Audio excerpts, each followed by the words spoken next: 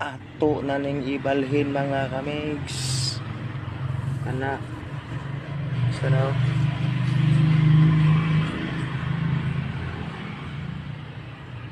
ay buhi na.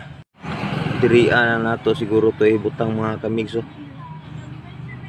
Dola ning akong gi kalbuhan na pikos sana ang kadtong spider plant or house plant or ribbonette dili na nato itapat sa nabuhay na. Nabalhin na nato mga kamigs tong kopya mga kamigs.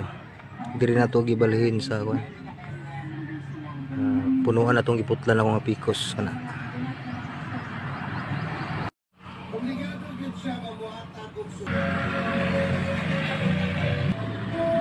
Pati diriya mga kamigs di na to gitapat.